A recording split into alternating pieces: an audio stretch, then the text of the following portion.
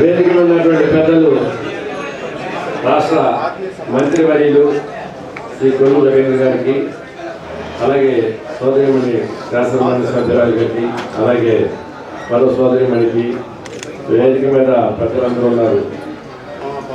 గోవిందు రావు గారు, మరి చల్లారావు ముత్యాల గారికి, తర్వాత పెద్దలు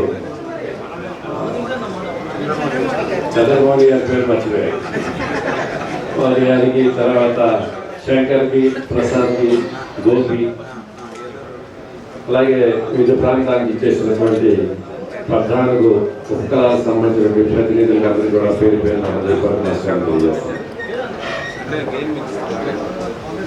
రాజకీయాల్లో ఇలాంటి నిర్ణయం నాకంటూ ఒక రోజు వస్తానని నేను కళ్ళ కూడా ఊహించిన. అంటే ఒక పద్ధతిగా ఒక గౌరవంగా రాజకీయాలు చేసేటువంటి వాళ్ళే కానీ పార్టీ మారాల్సిన పరిస్థితి వస్తానో లేదు ఇంకోటి అలాంటి సందర్భం ఉంటాయి.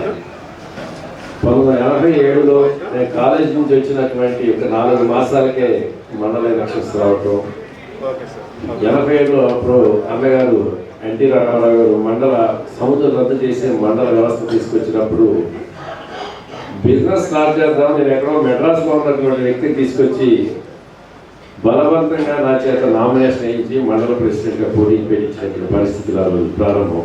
నాకు రాజకీయాలు ఏంటంటే తెలియవు, ఎవరేంటో తెలియదు, ఎప్పుడు బయట చదువుకున్నాం.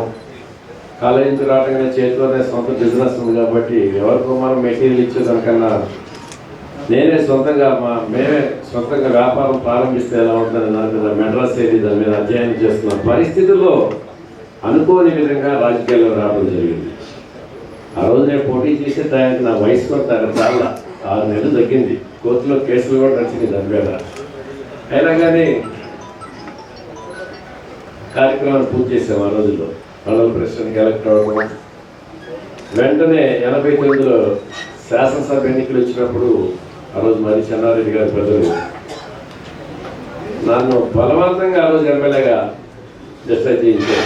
రాజకీయాలంటే ఇంట్రెస్ట్ లేదండి, నేను బిజినెస్ లైన్లో వెళ్దాం అనుకుంటున్నాను, నన్ను మళ్ళీ ఇప్పటికీ నేను మండల ప్రెసిడెంట్ ఎందుకు వచ్చానని చెప్పేసి ఆలోచిస్తున్న పరిస్థితుల్లో మరలా ఎమ్మెల్యేగా పోటీ చేయాలంటే నాకు సాధ్యపడదని చెప్పేసి నేను నిజాంపట్నం వెనక్కి తిరిగి వచ్చేసిన వ్యక్తిని మరలా బలవంతాన్ని పిలిపించుకుని నా చేత డిపాజిట్ డబ్బులు నేను కట్టాల్సిన డబ్బులు కూడా నా చేపూరు అన్నయ్య గారు ఆ రోజు మా జిల్లా అధ్యక్షుడు, జిల్లా కాంగ్రెస్ అధ్యక్షుడు, నా తరఫున ఆయన డిపాజిట్ కట్టి నేను ఎక్కడ హోటల్లో ఉంటే నాకు బీఫారం పంపించారు.